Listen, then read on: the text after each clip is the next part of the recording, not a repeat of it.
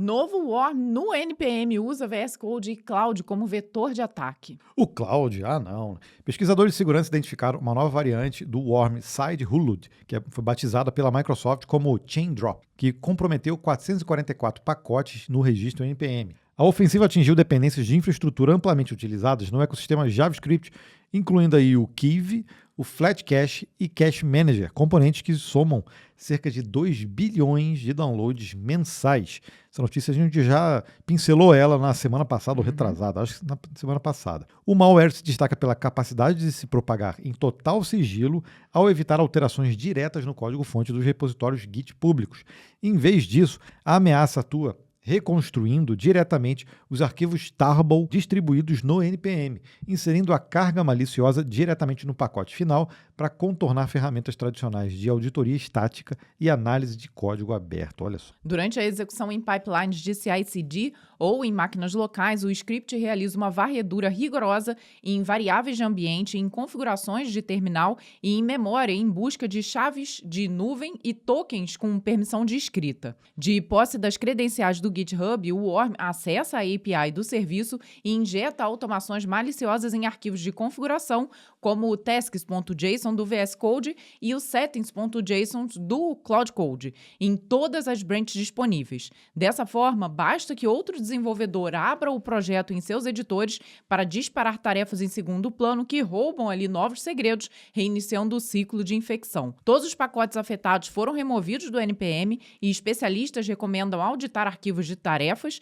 e travar dependências. É sempre algo complicado de se fazer, né? 2 bilhões. Então, ele se infecta sem alteração no código, então ele passa desapercebido, mas uma vez que está infectado, e aí quando você utiliza isso no seu VS Code, aí sim ele faz alteração nesses arquivos. Os settings do JSON e o tasks lá do VS Code, né? do VS Code, cara, praticamente quando tem alteração é porque você está utilizando a ferramenta ali do Cloud, por exemplo. Invariavelmente esse arquivo ele vai mudar o tempo inteiro. Toda hora quando você está usando. Dificilmente a gente vai perceber esse tipo de mudança. Exato. Esse é o problema. E aí ele vai estar sempre em alguma pendência para você comitar.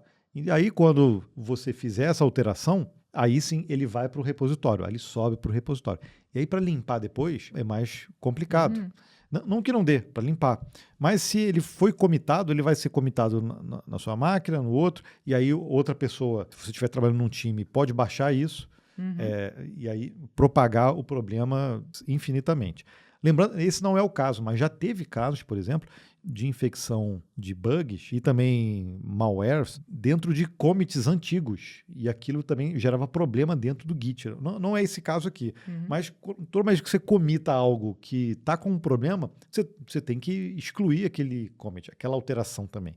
Então começa a dar mais trabalho, sabe? Para você limpar o teu repositório.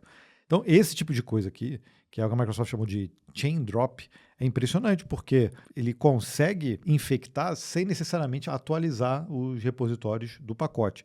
Só que como a gente está sempre instalando dependência, ainda mais quando a gente utiliza containers para criar os ambientes, tudo, você está sempre fazendo um npm install da vida ali, e aquilo, extremamente comum. E aquilo vai junto e a gente não percebe. Olha o problema. Não é necessariamente o problema do VS Code e do Cloud. É um problema ali. Eles só se aproveitam dos arquivos de configurações dessas ferramentas, né? E que são muito utilizadas, então acaba realmente espalhando facilmente. Poderia ser outro arquivo de configuração de outra coisa, tá?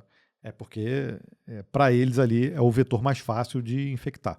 É mais fácil e que mais abrange os usuários. Né? Várias vezes, se você acompanha o compilado, você vê que a gente sempre traz essas notícias de gerenciadores de dependências. O pip também, lá do Python, já aconteceu isso também. Mas o NPM é muito foco dessas coisas, né? E isso propaga muito rápido. Um outro caso que eu lembro aqui foi aquele de um próprio desenvolvedor de um pacote conhecido que sofreu de engenharia social. Nossa. Assim, criaram coisas super elaboradas. Reuniões no Zoom, propostas de trabalho no LinkedIn, não sei o quê. No fim, tudo isso para ele clicar num link, numa reunião falsa, num link falso para uma reunião falsa para ele. E ele clicou sem saber. Aí infectou. E tudo que estava no computador dele, das permissões, dos repositórios, acabou sendo alterado por conta disso. Esse foi o caso do Axios, que infectaram o Axios. Então é perigosíssimo esse tipo de coisa e parece que não tem uma solução trivial. O que você acha? Comenta aqui pra gente saber. Esse aqui é o corte de uma notícia do Compilado, que é o podcast do Código Fonte TV. Onde toda semana tem episódio novo falando de programação, tecnologia, inteligência artificial e cibersegurança. Então já se inscreva no canal do Compilado e acompanhe os episódios completos. E concorra a prêmios.